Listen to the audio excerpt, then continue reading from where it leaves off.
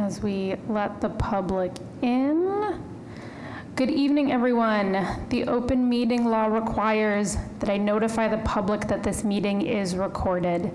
Therefore, please be aware that an audio and visual recording of this Recording meeting in progress is being made on Boston City TV, a part of the City of Boston Office of Cable Communications, and is being broadcast on Xfinity Channel 26, RCN Channel 13, and FiOS Channel 962.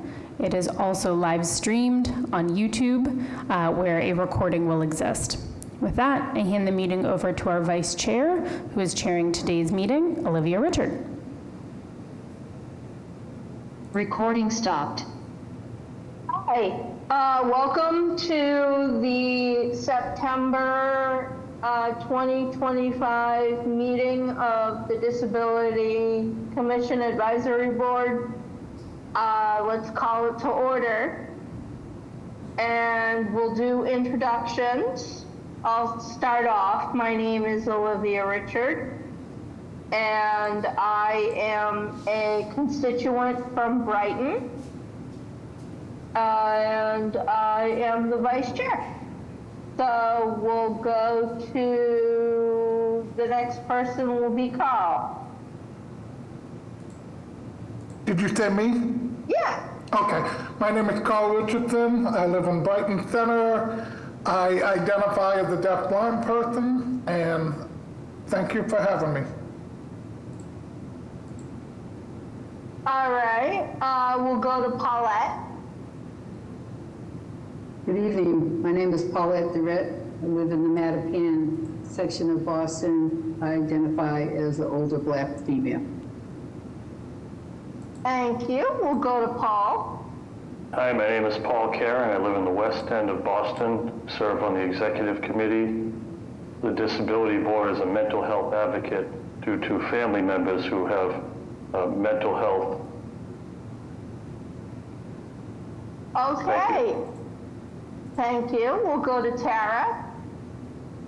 Hi everyone, I'm Sarah Southard. I use a wheelchair for mobility. I live on the JP Roxbury line, and I am the secretary of the executive board. And I do wear glasses. I'm a white woman, a little person. All right. We'll go to Richard.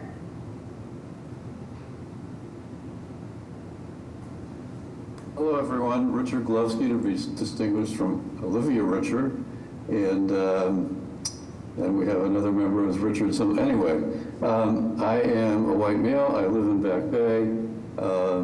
I am a hearing impaired individual and a member of the commission.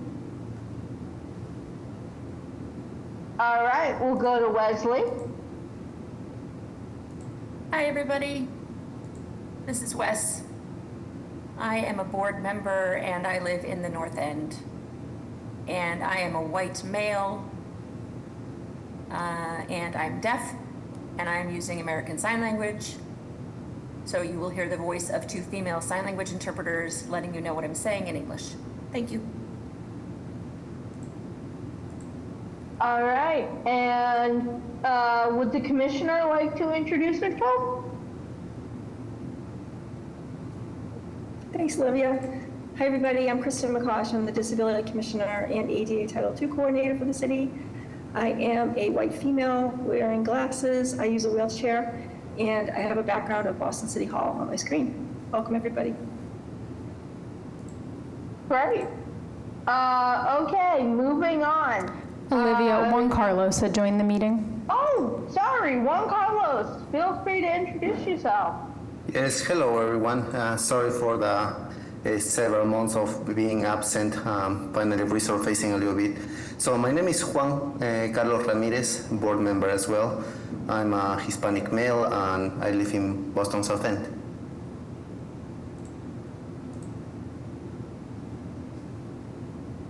Great. Anybody else?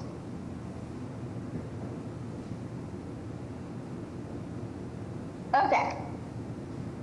Let's move on to the approval of the minutes from our last meeting. This is Carl. I make a motion to approve. All right, anybody second? I second it. Okay, any discussion?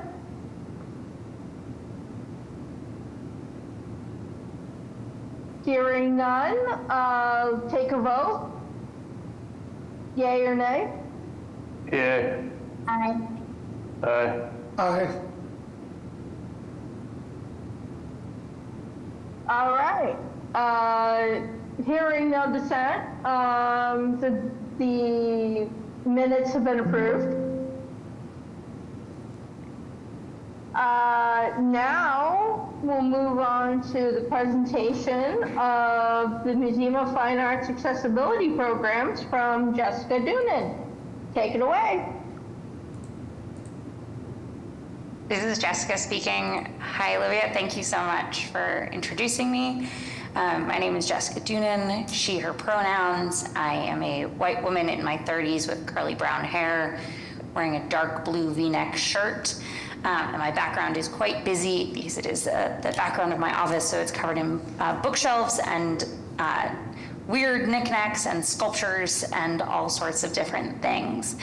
And I have the honor of being the Assistant Director of Accessibility for the Museum of Fine Arts. That is a deceiving title because there is not a Director of Accessibility. It is purely a kind of an HR denote for my name.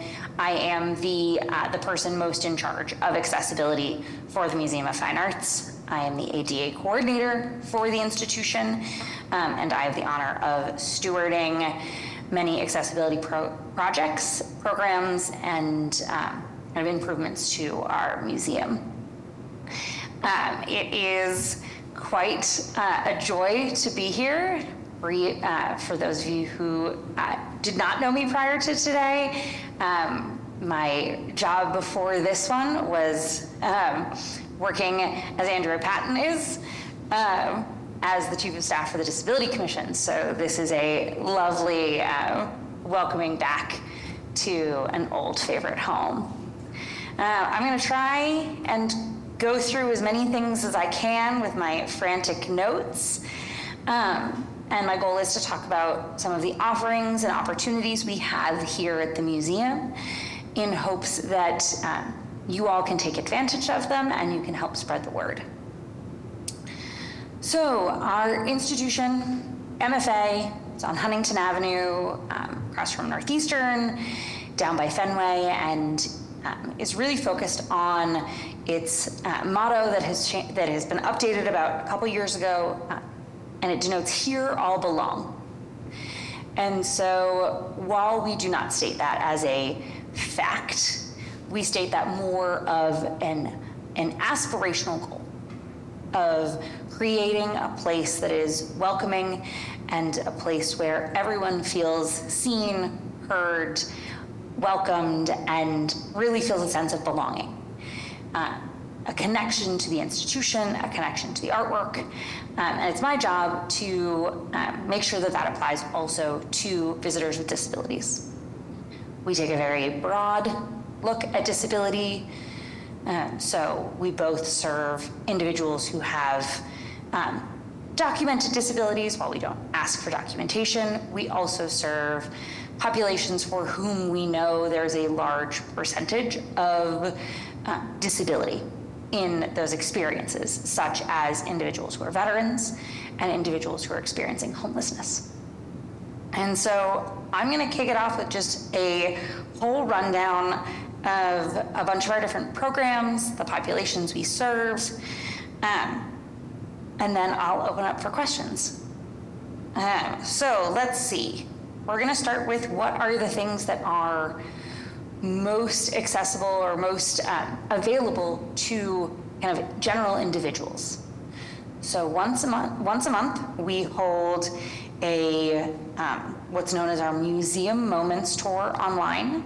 Our Museum Moments program is a program that is available for individuals who are living at home with memory loss, some form of dementia, Alzheimer's, or any other kind of memory loss, who are living at home still with their care partners.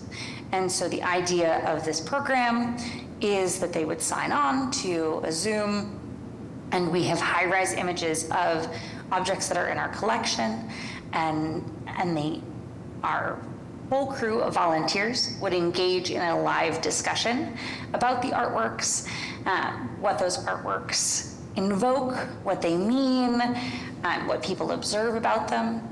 And the idea is to create connection not only between the individual with memory loss and the art, but also the care partner that they're with.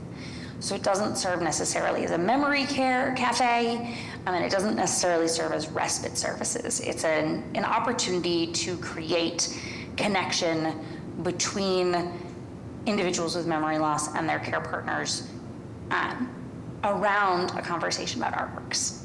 So we offer that virtually once a month. We additionally offer that program twice a month now in person. So, and I'm happy to send along the specifics, and I can tell you also where our website is so you can get all of the information and sign up as desired.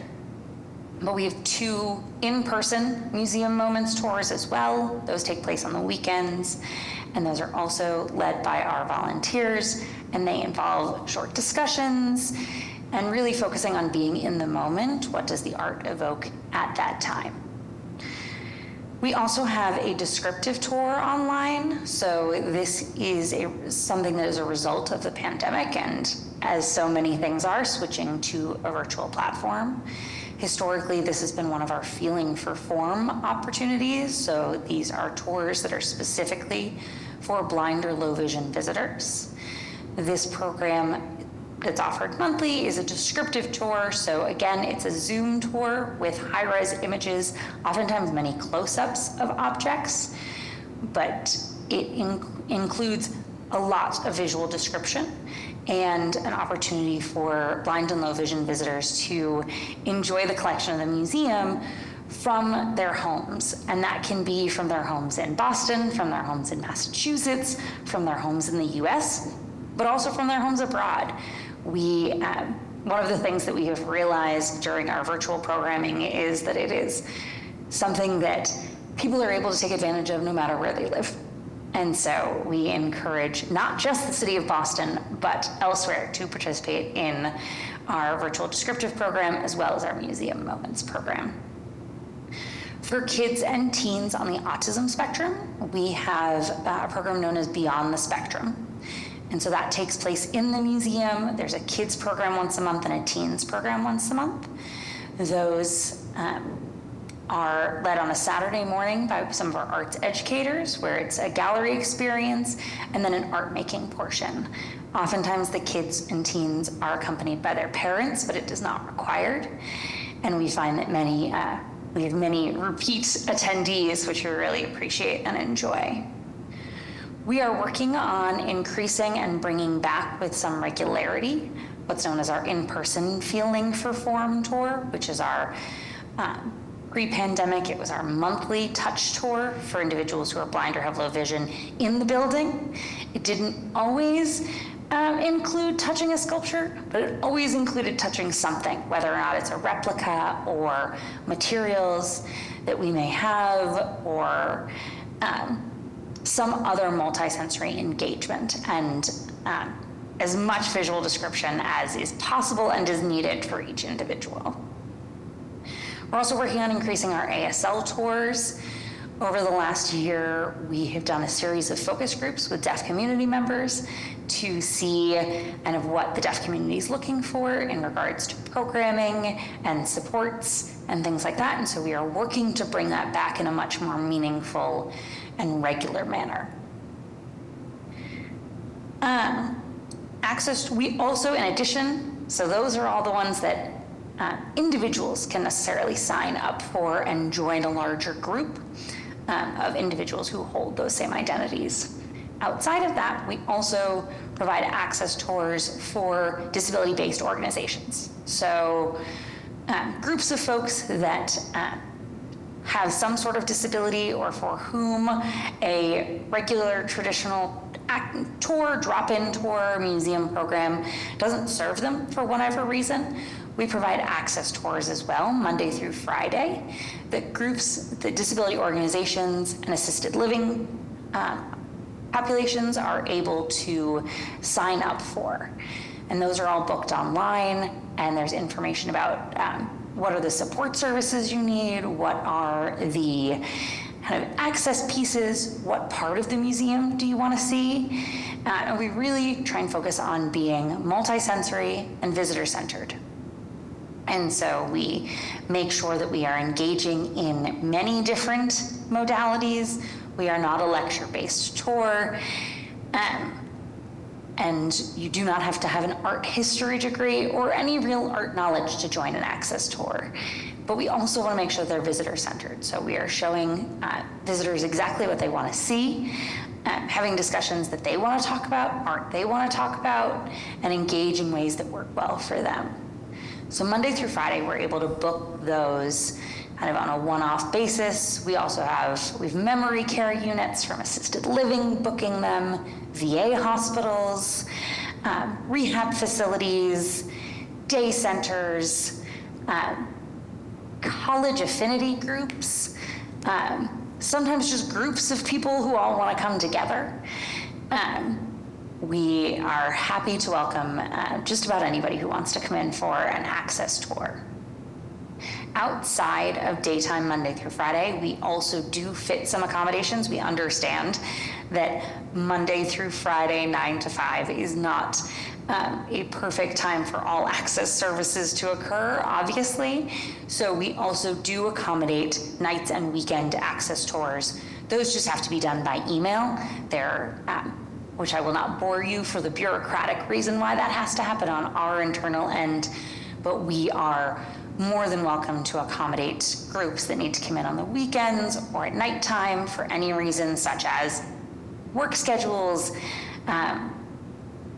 care, any sort of reason why you may need to come on a night or weekend. We're happy to accommodate as well.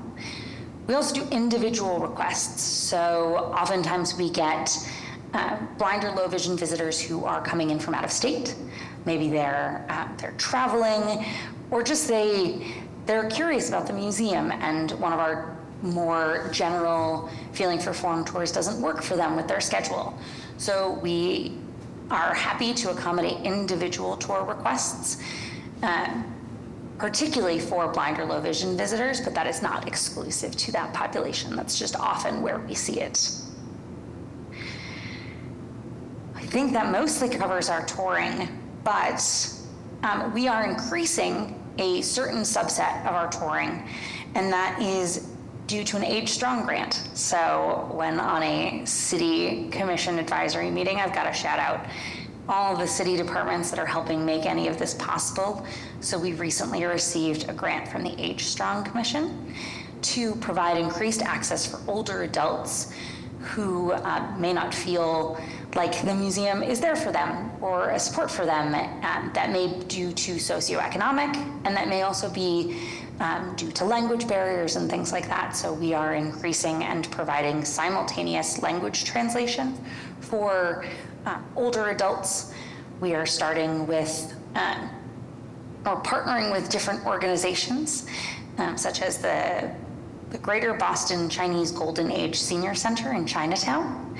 And we're also working with the Haitian Creole-speaking community through some community connections that we have. And our hope is that we'll be able to bring in older adults to come in for access tours. So at a pace that works for them, multisensory techniques the same way, mobility tools, access tools, but also the added pieces of free entry and or simultaneous language translation. Speaking of free entry, I should say that all of the tours that I've named already are all free of charge. And so I am very happy to be part of a division that all of our access programs are free of charge to the public, which is a fantastic thing that I love to brag about. We have, in regards to, I mentioned that VA hospitals come to us through our access tours, but also for all veterans and active military, We also provide free admission for them and I believe up to 4 adults and 4 minors. And that is anytime you just need to show some proof of service to the ticket desk, and that will get free admission. That's something that we've really seen an uptick in taking advantage of, and so we hope that many people continue to do so. In addition to these programs that I've discussed, we also have a program called Artful Healing. What that is a partnership with both Boston Children's Hospital and Dana-Farber Cancer Institute. For Boston Children's Hospital, we have art educators that go in 3 times a week for 2-hour increments to bring art kits bedside to patients at Boston Children's and engage in art making with them that is based generally on our art collection. These are often long-term patients who are waiting for transplants and situations such as that. And it provides respite for their family, connection for the patients, and a moment of kind of joy and play amongst what can be a tiring and scary time.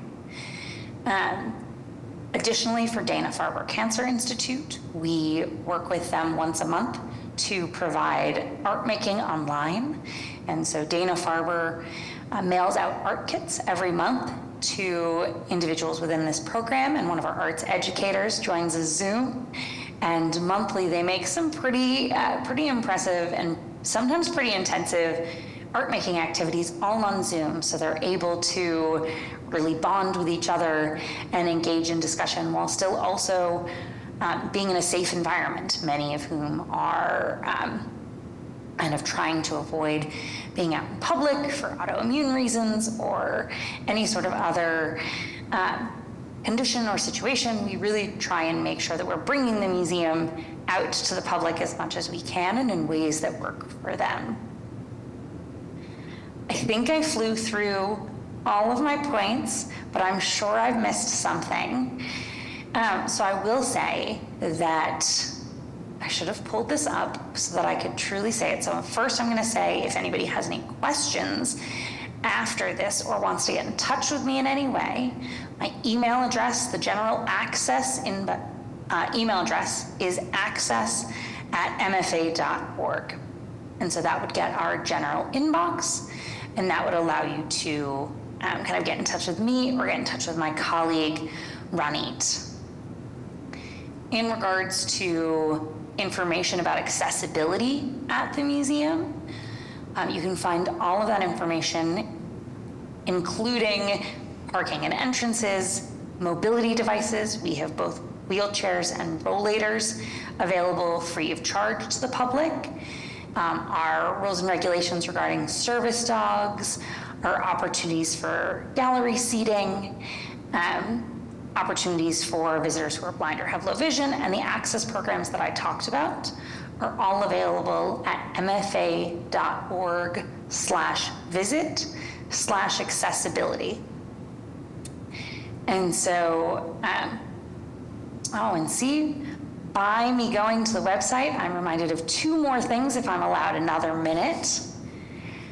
And that is that we have sensory kits available at our visitor desk. So those are kits that can be checked out by visitors. They've got fidgets, noise-reducing headphones, sunglasses, and we are soon to be putting sensory maps in those kits as well, as we are working currently on a sensory map. 3 weeks ago, we proudly unveiled a sensory room, a low sensory room, that is off of our rotunda, almost right once you enter the museum, and that has proven to be a space that is heavily used, but heavily used at an individual experience. It's a smaller room that has some bean bags, some fidgets, and is a moment to really take a sensory break. While museums are often touted as being great for wellness and calmness and serenity, that's not true for everyone. And even if it can be true for some, it can also be an overwhelming experience depending on what's going on in your day and what your experience is of the space. So we've created a low sensory space so people can take a break The idea being that if they can take a break, they can stay at the museum longer and enjoy the experience without having to cut their visit short and leave. Additionally, for individuals who have color blindness, red-green color blindness specifically, we offer Enchroma glasses, which are available also at the visitor's desk. I believe I've covered everything I intended to cover, but I'm happy to take questions if time allows it. Does anybody have any questions for Jessica? Yes, I just have a comment. This is Paul. My brother and I were able to go to the Van Gogh exhibit at the MFA, and Jess went above and beyond in helping us with all the logistics. We did go through the VPL. The librarians were very helpful, although sometimes it's a glitch in getting the passes, like I mentioned at the last meetings about the passes at the VPL. I really found it worthwhile for my brother with mental health reasons to see the Van Gogh exhibit who has had physical and mental disabilities. And any other exhibits coming up, I totally recommend the MFA is a good diversion and a good place to go. And thanks to Jess for all her help. It was my pleasure, Paul. Cool. Does anybody else have any? Oh, Wes, go ahead. This is Wes. Hi, Jess. Good to see you. And thank you very much for your presentation. I did want to make one comment. Actually, I have a comment and then a follow-up question. Let me put my hand out. First of all, I don't need that to stay up there. Hold on one second. I love going to the museum when I can, anytime I have an opportunity. And the last 2 visits, I brought my daughter.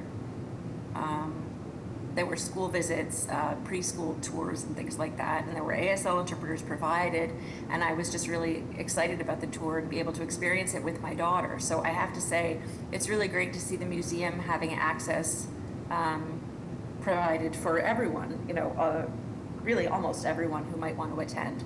So my question would be, how long does it take to prepare the events? The accessible events in particular. And then my second question is, when there are new exhibits, for example, Paul just mentioned the Van Gogh. So when that's up in the gallery, when those exhibits are happening, why does it take so long? Does it feel like we need to wait quite a long time for the accessible tours to happen? Could it happen more quickly when new exhibits are known to be coming into place? Why does it take so long to get those in place? Thank you so much, Wes. I guess one to your first comment about the school vacation weeks and the family programs. We're thrilled to have you here, and I will tell you that for both February and April school vacation week, we will have ASL interpreters again on the Friday of the school vacation week. We're also working on providing additional access programming for Boston Family Sundays. We are hoping to collaborate with the Boston Public Schools a little bit more to hear about what they believe their students would be interested in seeing. So we're hoping to have more. We're hoping to have, and then to have more access-related programming for Boston Family Sundays as well. So when we have that, I'll be sure to get the word out. Your question about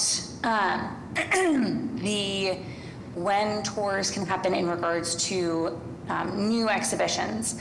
I wonder if you're referring to the Van Gogh exhibition and that the ASL tour happened the last week of the exhibition. Yeah, for example, right. As a good example, it had been in place for 2 months, and then the ASL tour isn't available until the last week. Just as an example, why does that happen? Yeah, absolutely. So that can happen for a myriad of reasons. One, sometimes it's just the scheduling of the scheduling. We try and make sure that it's a deaf tour guide, and so sometimes that is making sure that we have a deaf tour guide, that they are prepped. And sometimes that takes a little time, sometimes scheduling wise, especially with Van Gogh when it was over the summer. Availability is sometimes tricky to navigate and make that happen. And we prioritize having an ASL or having a deaf tour guide over having an interpreted just tour that could happen in that space. Generally, specifically for ASL tours and getting deaf educators, we are shifting our process since compared to what we did pre-pandemic. Pre-pandemic, all of our ASL tours were done with ASL volunteers. So those were deaf folks that were volunteering their time. And so they were trained alongside our hearing volunteer cohort to provide tours, and they were booked and trained on a regular basis alongside our volunteers. And there has been a culture shift, and I think a wanted and exciting culture shift in which we have decided to really, trying to think of the right word, appreciate and monetarily value the work that those deaf tour guides do, and are therefore no longer doing volunteer deaf tour guiding and are paying deaf guides. That being said, it has been 5 years since 2020 and the world shut down. Some of our tour guides that we had who were volunteers previously have moved out of town. Their lives have changed, so they are no longer available to tour. And so we are working now to build back up our cohort of deaf individuals who are interested in providing ASL tours for our art exhibits and our gallery tours. And so that is why at this moment, a lot of our ASL tours that are provided by deaf guides are kind of intermittent and infrequent, and sometimes end up being the last week of an exhibition. But we are hoping to continue to grow the cohort of deaf folks who are interested in doing this kind of work, now paid work. And with that, we hope that we can plan more forward ahead so that those opportunities are coming sooner into an exhibition than they have been over the last couple of years.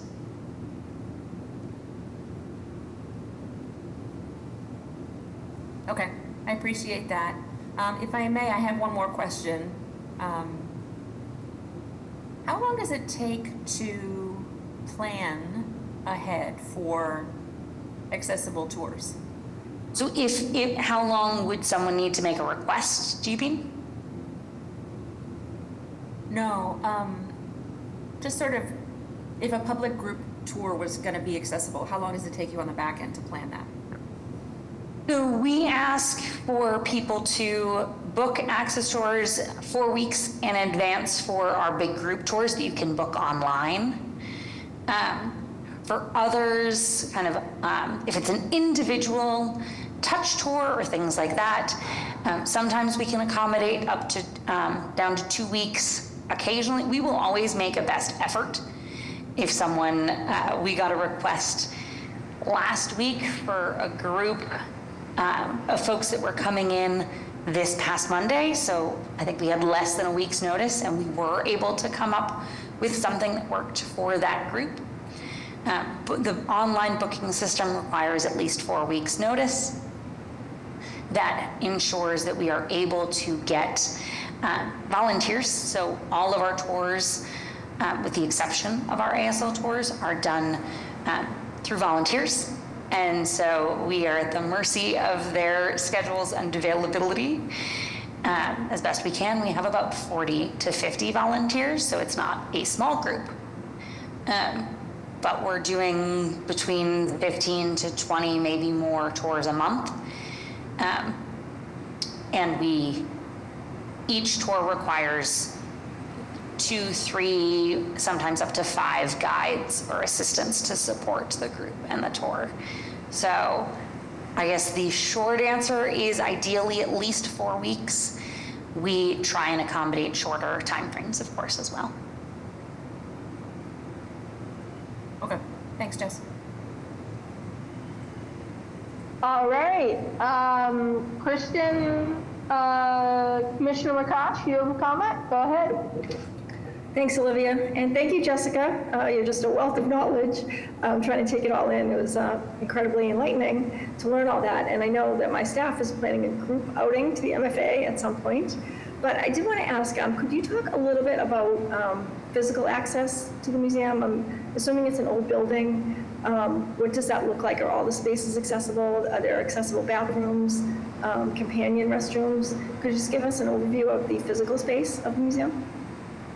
Absolutely, I'd be happy to. So yes, we are an old building, but I am happy to report that all of our gallery spaces are wheelchair accessible. The only exception to wheelchair access are 3 art studios for studio art classes that are located up on our 3rd floor, where you take an elevator, but then there's 3 steps, and it is the plight of an old building.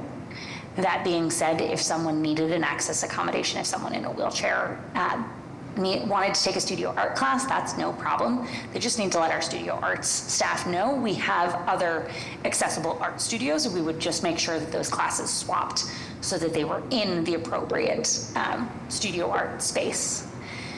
All but one of our restrooms are wheelchair accessible or ADA compliant wheelchair accessible. One of them is, again, it's the plight of the old building. As many of us are familiar with in City Hall, there is a larger stall in one of the bathrooms on the 2nd floor, but there is also a sink. In addition to a kind of weird bump out that is a structural piece of the building and therefore immovable, but all of our other restrooms are wheelchair accessible. We have 2 everyone restrooms, so those are single stall restrooms that also have child changing tables in them and are larger stalls, so they are for companions, things like that. Those are off of our Gund gallery. While we don't have an adult changing table in one of our public facing restrooms, if that is something that someone needs, we have a first aid room that we are able to give visitors access to. They just need to let our security team know through our visitors desk, and we're able to gain them access to the first aid room, which has a full kind of doctor's office table. It doesn't rise, but it does have a bathroom off of it and can allow for can meet most needs as necessary. Well, that's so helpful to know. And if someone did need an accommodation, do they go through you? Is that your office as well? Okay. Yeah, so they would be access@mfa.org.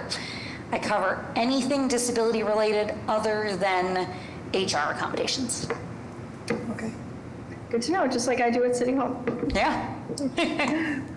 All right, thanks so much for that info. All right, looks to me like we're wrapping up. Thank you for the presentation, and I hope everyone here and out there in Boston gets out to the library and gets out to the Museum of Fine Arts. Thank you so much, Olivia. Yeah, come on by the museum if you've got questions, if you need tickets, if you need accommodations, access@mfa.org. And thank you so much. Thank you. All right, we're gonna move on to the chair's report, which is, Jerry's not here, but he asked me to convey the importance of voting. Vote, vote, vote. If you are legally allowed, please vote. Your voice matters. And the city of Boston, the Commonwealth of Massachusetts have put out quite a few ways to create accommodations for voting.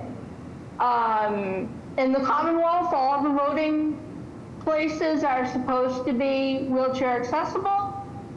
Every voting area has an AutoMark machine, which will not only translate your ballot into different languages and different formats, but it'll also read it out to you and print out to you.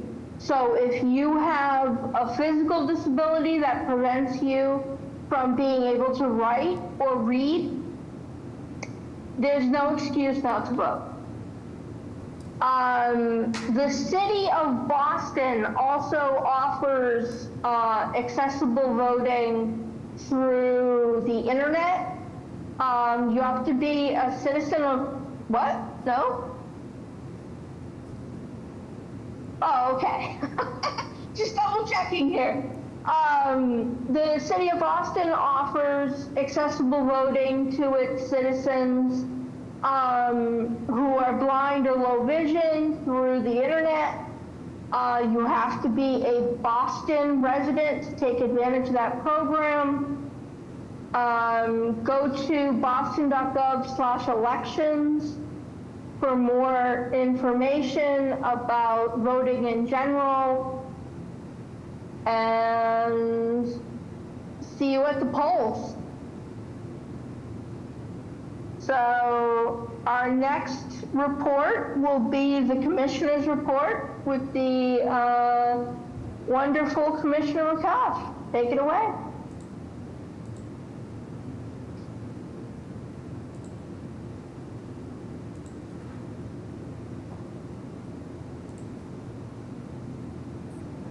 All right, can you hear me? Everyone hear me? I had a little tech trouble. I had to log off and log back in, but as long as you can hear me, we're all good? Okay. So Andrea will share my slides. It was so nice to see Jessica. She worked in our office for over 7 years.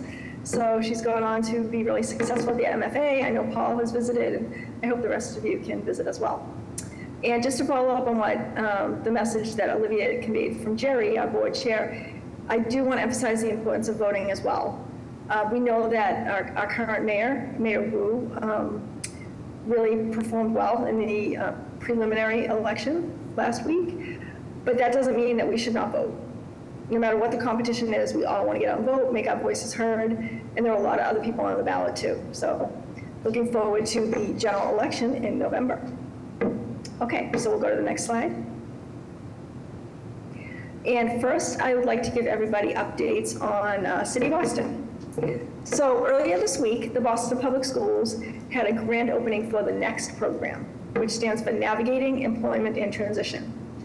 This program works with transition age students aged 18 to 22, and they just opened a dedicated building for these students to leave the classroom with their peers who are graduating. Students with IEPs who either graduate or get a certificate of completion will now be able to leave the classroom and go to this new building, which has vocational training, life skills training, financial empowerment, travel training, and more. It's a really nice building. It has lots of space that can be used for different things. People can come in to do trainings, like they may bring someone in to do a training on like bicycle repair, or someone to come in and do a financial empowerment training, so that these students, 18 to 22, can really be up and ready for the next phase of their lives, whether it is going to onto some vocational education or college, or if that's not in the future, vocational training to try to get a job for the next step in their lives as adults. So really excited about this building. It's been a long time coming, and we did the grand opening earlier this week. There are currently 52 students, transition age students in the program. They're ramping up to 60 students next year, and then eventually hoping to be able to take 90 students. So very exciting. Another update I'd like to give is on Boston's Adaptive e-bike incentive program, We've talked about this before, but wanted to let everyone know that the rolling application for adaptive e-bikes is open through September 30th at 5 p.m. So any Boston resident with a disability can apply for a voucher of up to $2,400 toward the purchase of an adaptive e-bike or an attachment to a wheelchair or a powered hand cycle. Recipients who get the grant will also receive $150 towards the purchase of bicycle safety equipment, which could be a helmet or something of that nature. So please spread the word about this, because we know several people have taken advantage of it, and it really can be life-changing for people who used to bike and aren't able to any longer, or people who've never experienced using a bike. It's a very exciting program, and it's a big help financially. And then talking about Boston Public Libraries, I guess the Office of Language Access and Communication, when they presented, Wes had suggested the idea of coordinating with BPL staff to offer ASL classes for the community. So it is something that we're looking into. It was a great suggestion. Wes, you seem to have a lot of great suggestions for our board, and we really appreciate that. So we're looking into determining feasibility and exploring a pilot program at the Charlestown branch of the Boston Public Libraries. All right, and we'll go to the next slide, and I'll give some updates on our office. Sorry, Commissioner, I just want to step in. The application for the adaptive e-bikes is what's open through September 30th. Applications for a standard e-bike are open October 1st, so people with disabilities can apply to either kind, just depending on what bike you need. Great point, thank you. All right, so some updates from our department. So again, this year, one of our big events every year that we do is civic engagement for people with disabilities.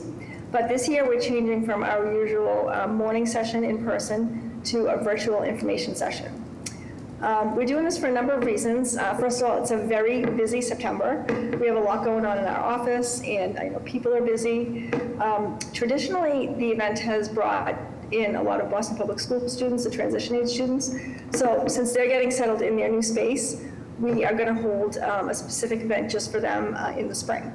So seeing that, it's going to be more geared towards adults, many of whom are working, we're going to do an evening session on Zoom just to talk to people about, learning how to testify at a city council hearing, registering to vote, talking about the AutoMark, meeting their neighborhood liaisons, learning about joining a board or a commission. So again, please spread the word. That's going to be on Tuesday night, September the 30th, from 6 to 7:30 on Zoom. You're all welcome to attend, even though I know you're all very civically engaged, but please spread the word and join us if you are available.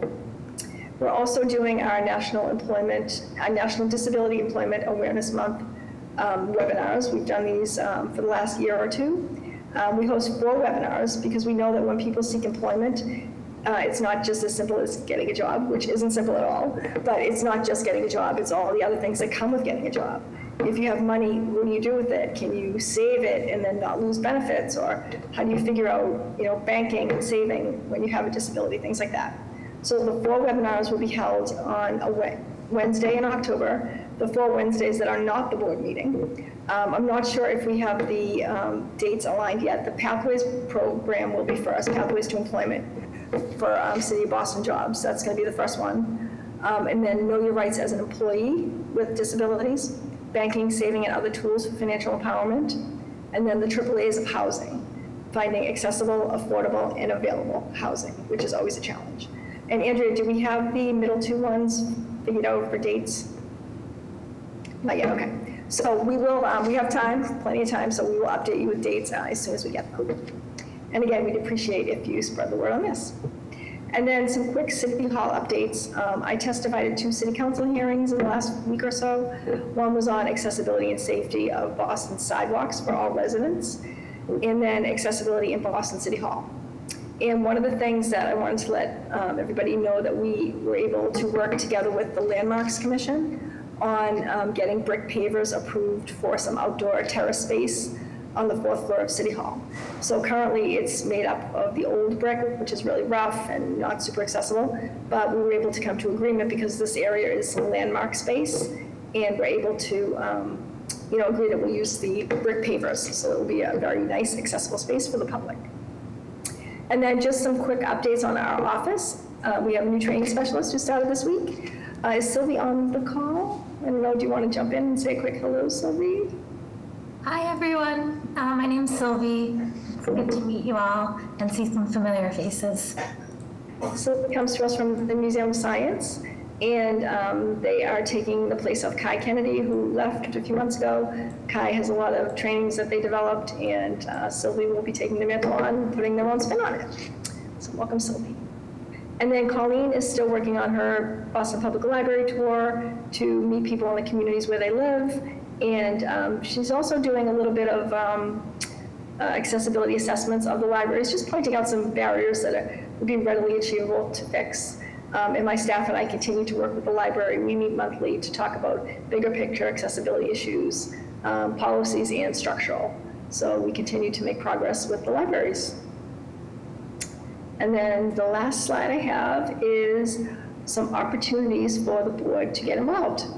So 2 things I want to tell you about the Legacy Business Awards.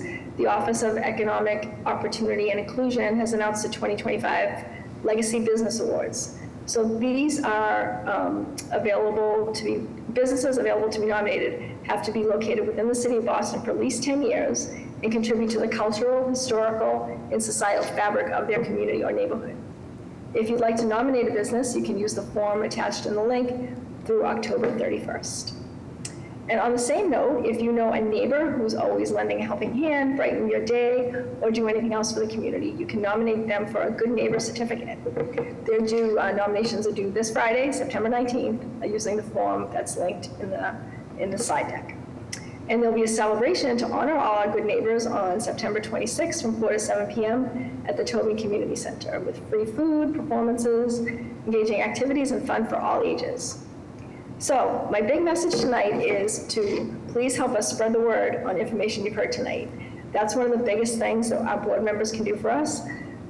We know that you bring concerns from your neighborhoods to us, and in exchange, we update you on what different departments are doing. We try to address all your concerns, and we really hope that the information we share with you doesn't just stay with you, but it gets emailed out, it gets posted, because you're our link to the greater disability community. We can't possibly know everybody who has a disability. We know not everybody identifies as disabled. So please help us and spread the word. A couple of things that are really important are the civic engagement virtual information session. Nobody has to leave their house, just click on. It's an hour and a half on a Tuesday night. It'll be super easy and super interesting and fun.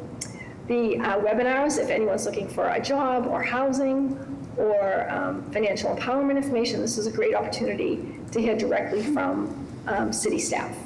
The Adaptive E-Bike Incentive Program and the regular standard E-Bike Incentive Program, deadlines are coming up and opening up, so please spread that word. And then, of course, the Legacy Business Award and the Good Neighbor Day. Please think about nominating someone, because it would really mean a lot to us for you to spread the word on these things so we can reach more people. We appreciate all your work and look forward to our continuing partnership.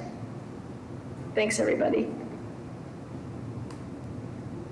Great. Does anybody have any questions or comments?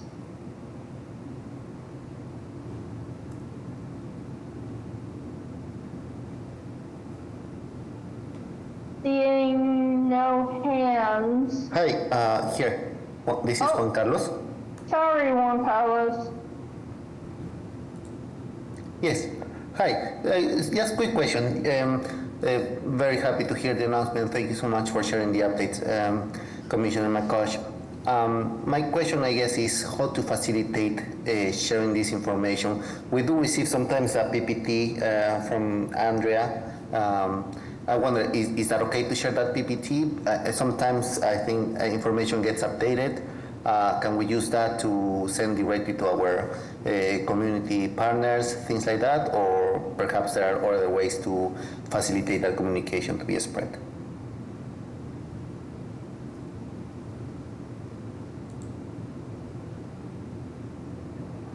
Thanks, Juan Carlos. Yeah, so that's a great point. You can always share my slide deck if you have people who really want to read the whole thing. It's all public documents. You're welcome to share that. We also have individual flyers on our civic engagement event. on NDAM, on Colleen's library tours. So we can be sure that we email those out after the meeting. Anything else that we talked about in my report, we'll definitely email you either a link that you can spread on through email or share online, post online, or flyers that you can also spread. Does that answer your question? Yes, thank you so much, Commissioner. Okay, great. And I hope that means that you will share the information. So thank you for asking me, Juan Carlos. Wes, did you have a question? Yes. Hi. Good evening, Commissioner McCosh. Thank you so much for that report. I just had a comment. Maybe there's a question there for you about the ASL classes potentially happening at the Charlestown branch. I'm just wondering if the Office of Local, the local liaison, if they're aware of these ASL classes, are they aware of that possibility? And then also, if the deaf school that's located there, Horace Mann School, they're local. I'm wondering if they're aware of this potential ASL classes. So, yeah, so I think we're just at the beginning stages of discussing it. Andrea, would you have more information on this? I have the same information, which is that, yes, we're at the very beginning plan. The library has identified a pool of funding and is now working to get instructors hired and, get Deaf Inc. or another deaf serving organization to make sure we have good classes. Once we actually have someone on contract, on staff, we'll be doing the outreach. So no, they don't know because it's not 100% yet. Yeah, and I think Jessica mentioned a few of the challenges with ASL interpreters. Things changed a lot during COVID. We know that a lot of interpreters do a lot of virtual work, and that's just a personal choice. So there always have been some limitations with ASL interpreters. We have a very loyal group who always works with us. So that will be one of the challenges, just not something we can overcome, but just something that we'll have to consider as well. But yeah, very beginning stage of conversations. But the good news is everybody's really enthused about it.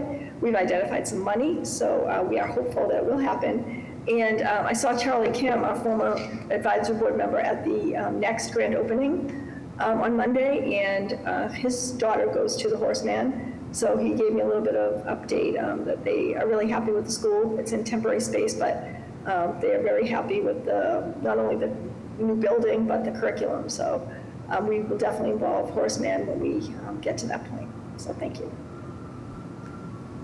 Carl, go ahead. So I just wanted to go back to Colleen doing the library. Thank you very visit. much, Commissioner. You're welcome, Wes. Can you guys hear me now? Yes.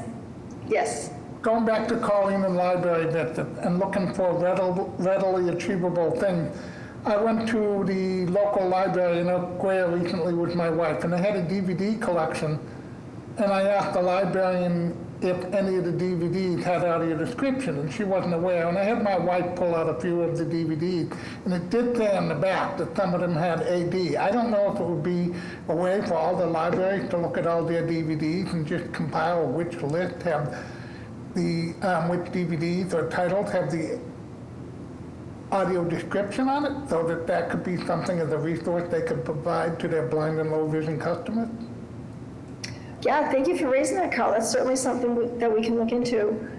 We are working with the library to get an inventory of all the accessibility features, like screen readers and things like that. So we know that there are differences between the branches, but we can certainly put that on our list of things to bring up with BPL. Right. And that's a great flag. Thank you. Yeah, because some of the commercial DVDs come with them, just as a matter of fact, but it's hard for some of us to know which ones have it and which ones don't. So Yeah, absolutely. They would just have to look on the back and see, and then they could just keep a list somewhere. That would be great. Yeah, thanks for raising that. Anyone else from the board?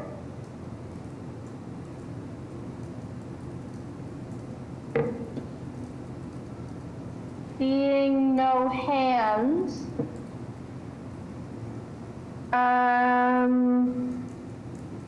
Let's move on to the architectural access report with Patricia Mendez.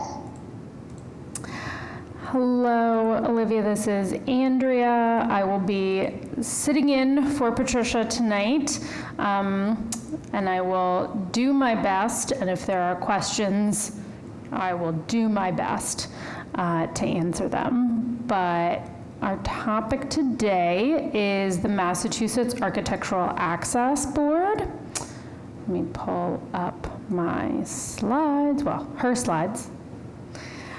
And let me get myself pinned for the recording. So, the Architectural Access Report prepared by Patricia, but presented by me.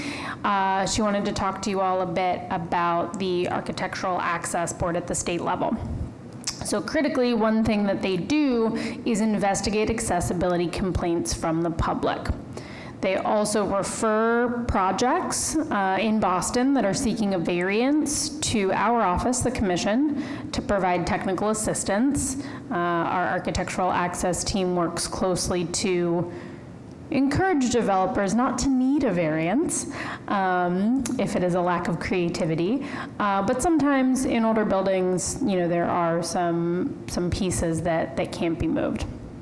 The AAB also seeks input on variance applications from both our office and the Regional Independent Living Center. So in Boston, that's BCIL. Every variance application has to CC BCIL for input.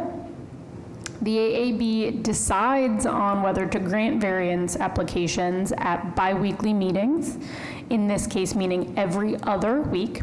Every other Monday, they meet virtually, and members of the public can attend. Critically, the AAB also publishes accessibility regulations.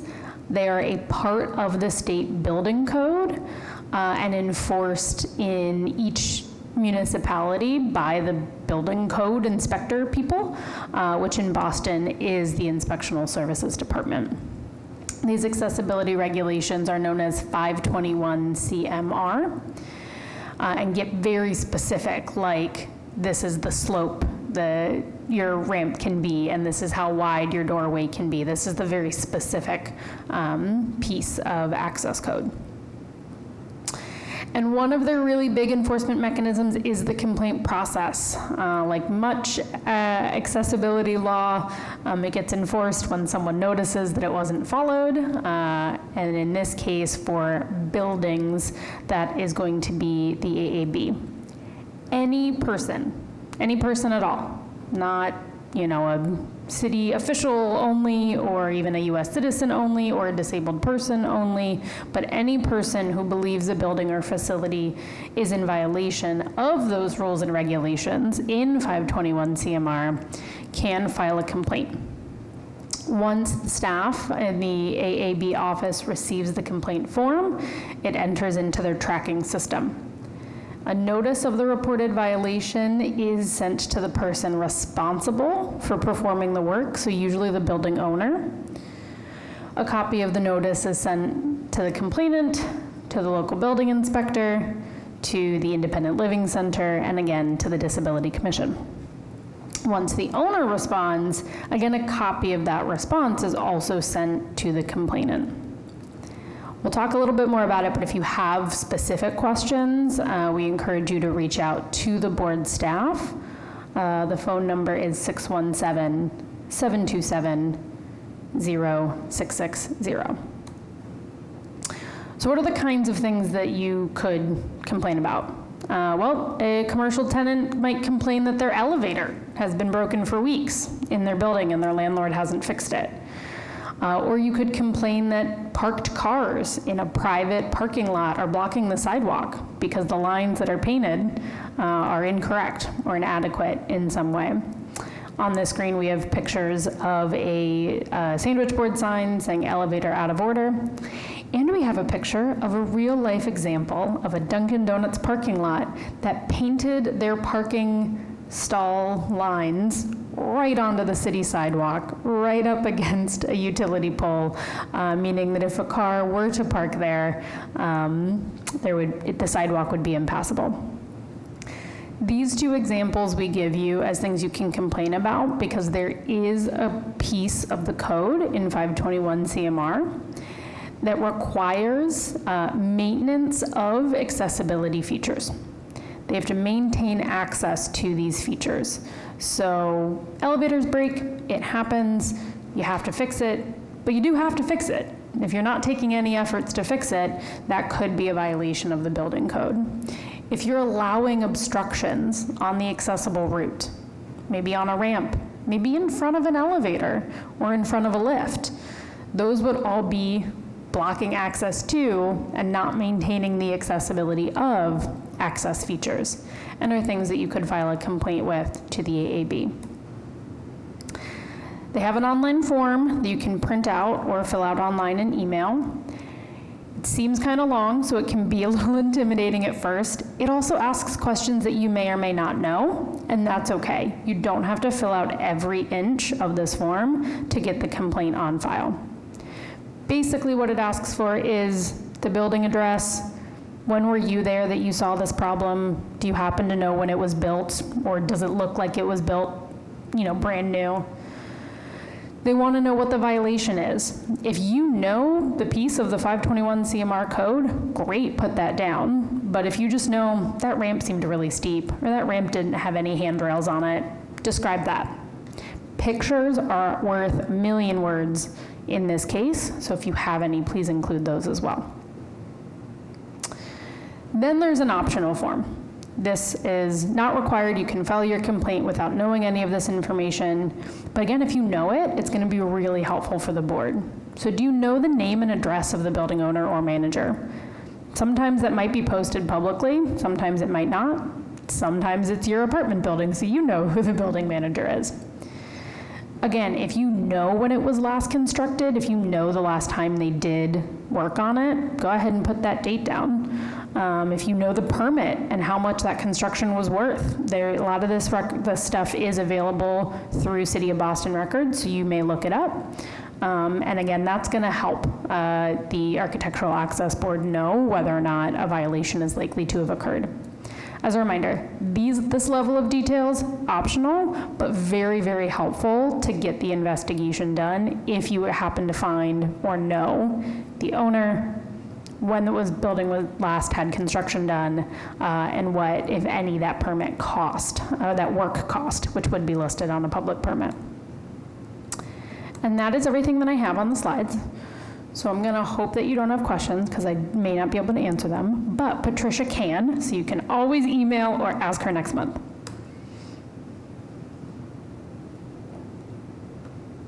Thank you for that thorough information.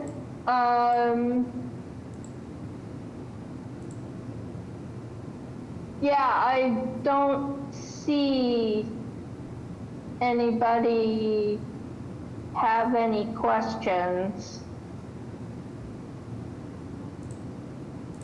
which is good. Can we throw Patricia's email up if anybody does have any?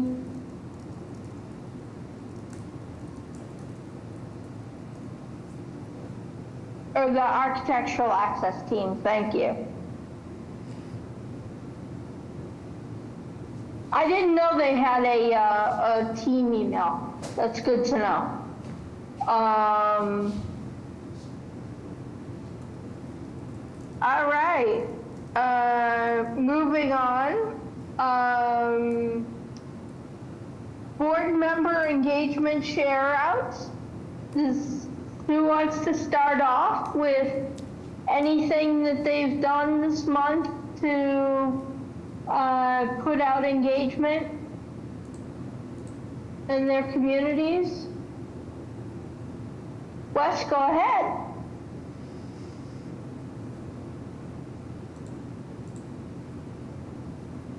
Hi there, everybody. Hang on just one second. I have two different things that I wanted to share. Let me just pull it up on my screen. Okay. With the commencement of the new school year, I am pleased to share that my eldest daughter has secured a place in kindergarten at our neighborhood school after being removed from the waiting list. Notification was received on Thursday evening prior to the first day of kindergarten on Friday, which allowed me and my spouse limited time to prepare for this unexpected change.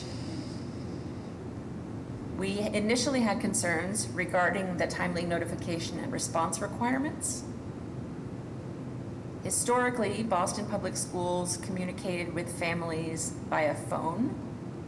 However, the process has evolved. All parents and guardians are now required to use the Parent Square app as the primary communication platform between schools and families. In our case, notification was delivered through Parent Square, accompanied by email and text message alerts. We confirmed with other families that similar notifications were consistently provided under comparable circumstances. We are greatly relieved that our daughter can now attend a school within walking distance of our home. The transition is especially welcome given the challenges associated with her previous pre-K arrangement, which involved commuting last year by school bus to a nearby neighborhood. So we are very, very excited about this big unexpected change that she can go to a school so close to our home. The second thing I wanted to mention was that there was a public hearing held at the State House today regarding the private insurance coverage for hearing aids bill, which is also known as H3946.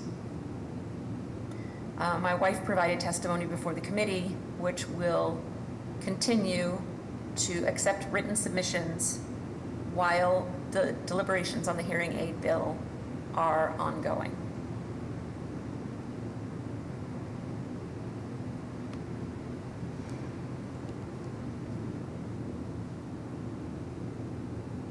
Thank you. Thank you. This is Carl. Can I add to Wes's comment about the bill that was heard today? Yeah, go ahead. Please, yeah, go ahead. So the bill that was heard, that the majority of the community in West, I saw your wife testifying today on behalf of the hearing aid bill. The bill that most of the deaf and hard of hearing community supported, as West said, with an H bill. So that means that the rules for the committees have changed this year, even though they're joint committees. That means only House members within the committee will be voting on that. So if you're going to lobby on behalf of that bill, concentrate on approaching the House committee, and it was the House members of that committee, and it was the Joint Committee on Financial Services. The other thing on the House side, if a bill is heard and it's an H bill, they have 60 calendar days now to report it out of committee. So that means 2 months from today, it'll either be reported favorably, non-favorably, or deferred to study. So you really have about 2 months to try to convince the handful of legislators that are on the Joint Financial Services Committee to report favorably out of the committee. So the rules have changed a little bit. It used to be that both members, House and Senate within the committee, would vote on it. But right now, only senators can vote on S bills and only House members can vote on House bills, even within committee. So I just wanted to make people aware of that so that they don't waste time and resources going to Senate members of that committee. You want to go to the House members of that committee, and you want to do it within the next 60 days. Thank you, Carl. Thank you, Carl, says Wes. But it was, I will say this, they must have been, I don't know, 40 members of the deaf and hard of hearing community there today. And it was nice to see so many people with different level of abilities participating and having a voice. And it was nice to see.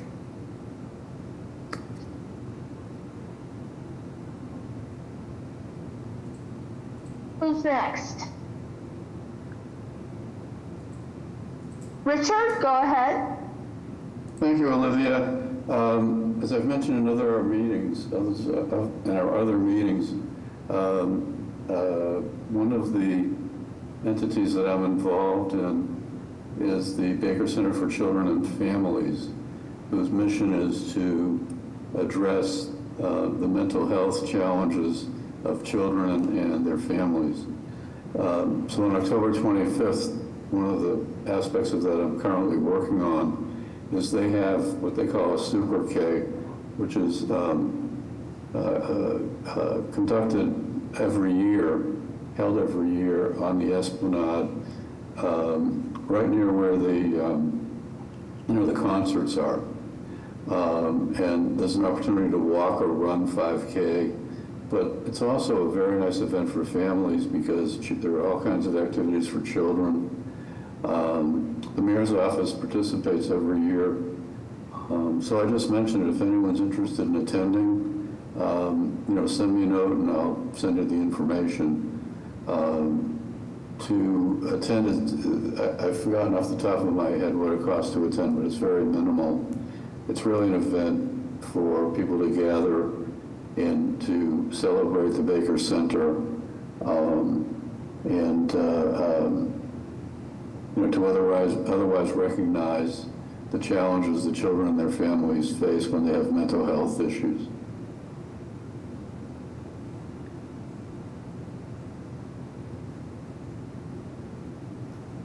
Thank you. That sounds like a fun event. I suspect it will be. We'll see. Yes, Carl? So I just want to mention that last Friday, the Department of Justice, and I think Richard also sent an email out to many of us, but last Friday, the Department of Justice is suing Uber for being inaccessible to those with service animals, wheelchairs, walkers, and assistive devices to help them get around. And that's being done out of Northern California in a class action lawsuit. And I just wanted the community to be aware of that because, as you know, I've mentioned in past meetings, I am trying to change the policies here in Massachusetts. I currently have a suit against the MBTA and Uber, and because I couldn't go through proper channels to make changes, so I thought it would take some drastic action, and that's ongoing. But I was thrilled to see the Department of Justice come out with the lawsuit because that gives validity to the disability community. That yes, their concerns are being heard, and that was nice to see. The other thing is, as you know, the City of Boston had a hearing back in end of July on whether or not autonomous vehicles should come to Boston. I was one of 3 people to testify in favor. The majority testified against due to labor and employment concerns mostly, but I think that some are being short-sighted and not looking at the potential impact of autonomous vehicles on the disabled in terms of employment, better access to education, better access to medical need, housing. I think the impact could be enormous. I really do. And right now there isn't a proposed ordinance that was put out by City Councilor Aaron Murphy saying temporarily halt allowing autonomous vehicles to come to Boston and do a study on it to see how it impacts the transportation industry. I was disappointed not to have a component in it that also would say to study how it would impact people with disabilities. And it's my hope that when the mayor's office does look at this, that perhaps they also add members from the disability community on the panel to look at this if they truly do decide to go ahead with the ban on autonomous vehicles. Agreed, Carl. Very much agreed.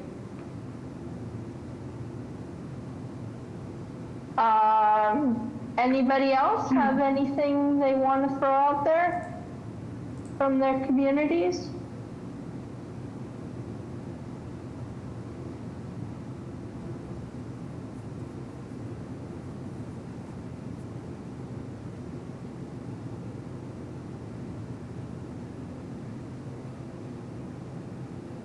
Okay. Oh, go ahead, Paul. Okay, I just need to be unmuted. I just wanted to thank Richard, Carl, and Wes for their impact, and let me just, and Richard, that's a great walk. I've heard so much about it from the mayor's office and our constituents. Also, today in the world news, it came out that over 1 billion people are suffering from mental health disabilities, and a lot of at the federal level, they're looking to cut the budget. At the local level, I know the city is trying to gain access and gain financial funding. And as I put in the chat earlier, my email address, if anyone in the public or on the board needs any kind of help with mental health advocacy, I put my email address. I can be reached at all times, so please don't hesitate to help, to reach out so I can help. Thank you very much. Thank you. All right. Let's move on to old business. We have the letter for the court captioning state bill.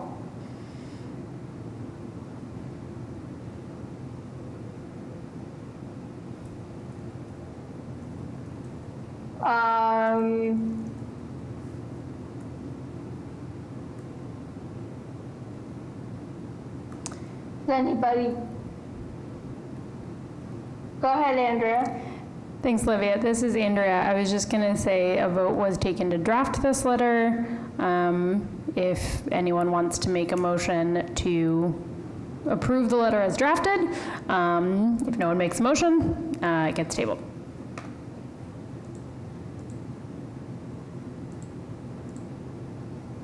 Hi, this is Wes. Mm-hmm.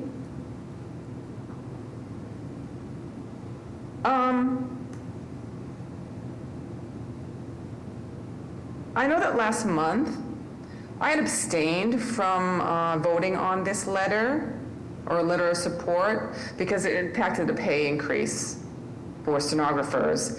And so my concern related to AI technologies and how that might impact this, but my concerns now have been addressed in the letter. So I'm sufficiently satisfied and I'm willing to support the letter and approve it. So I think that it's, I approve for submission. Does anybody want to make a formal motion to approve the letter? Beth says written? I will do that. Yes, that's fine. I'll actually move forward and make a move to send it. Awesome. Second? Anybody second?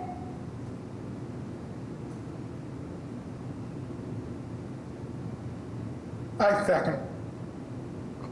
Great. Okay. Any discussion?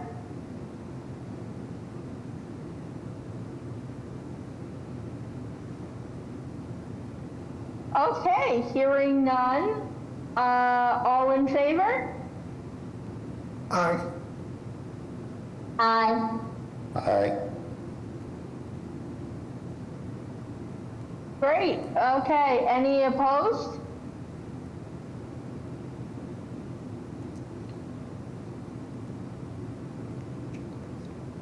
All right. Looks like the letter has been approved. Let's wrap it up and send it out.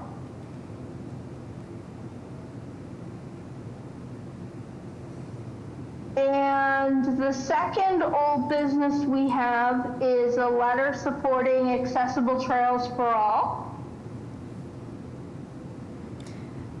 This is Andrea. Once again, a motion was made to draft this letter. It would be the second such letter that the board has sent in support of this legislation. All right. Does anybody want to make a motion to send the letter? I make a motion that we accept the letter and send it to the members of the committee where this bill is currently residing. Great. Anybody second? I'll second. Thank you, Paulette. Any discussion?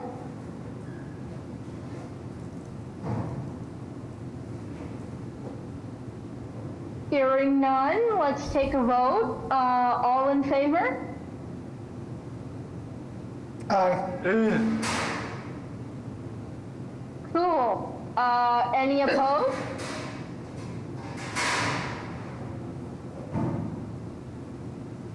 All right, the motion passes, the letter passes, and it's another one we can send out.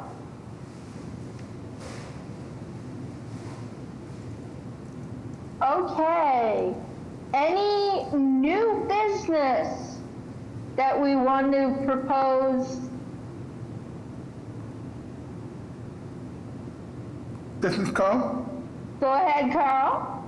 So I would like to suggest that so that we can learn more, because I want to make sure that it's an education process. I'm not, like, I'm for autonomous vehicles, but I'm sure maybe a wheelchair user might ask, are they going to have wave vehicles and be accessible to wheelchair users? And, you know, another thought, I was wondering if we could have Waymo come to one of our meetings and discuss the benefit, or what they perceive the benefit of autonomous vehicles to the disability community would be, maybe at the October meeting, if there's nobody taken in that slot.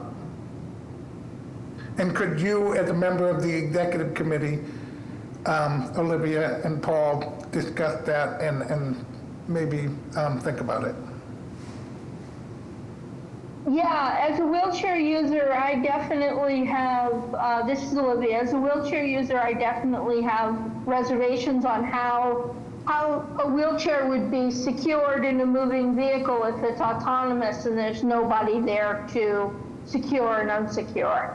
Well, and I think that's a fair question. Yeah. So would we be interested in potentially having them come to our committee, our commission, and discuss and educating us? That's all. I'm asking the executive committee and others to think about maybe having them come into a future meeting. Definitely. Okay, thank you.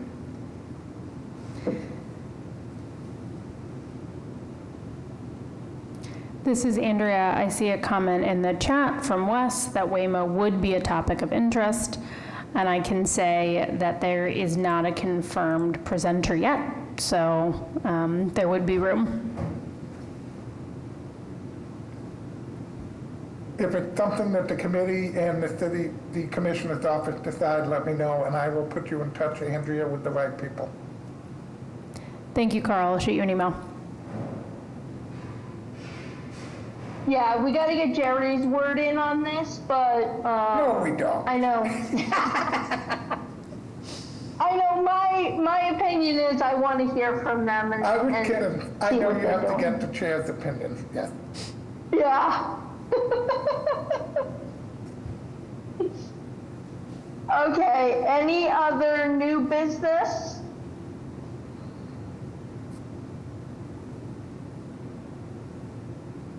Hearing none, seeing none. It's time for public input.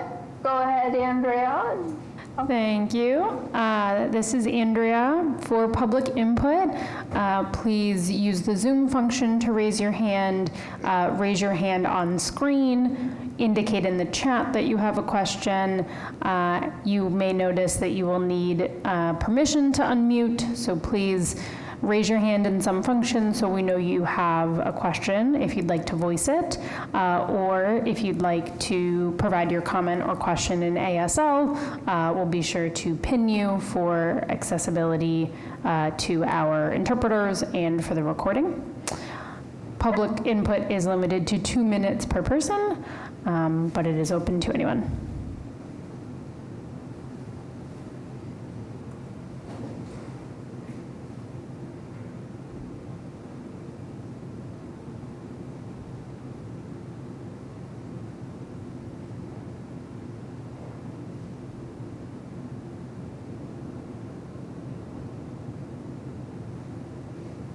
Okay.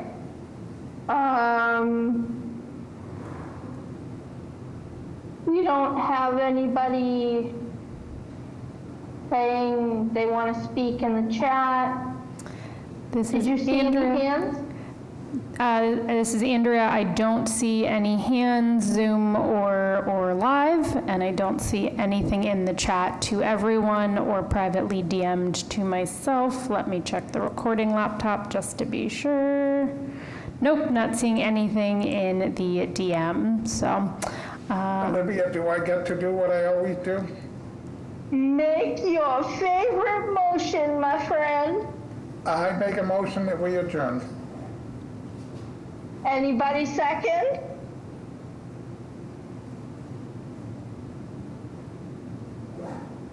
Come on, guys, you got a second or we can't get out of here. This is Wes, I second. Thank you, Wes. All right, I assume all in favor? Aye. Aye. Aye. All right, I'll see you next month. Have a good evening, everyone. Take care.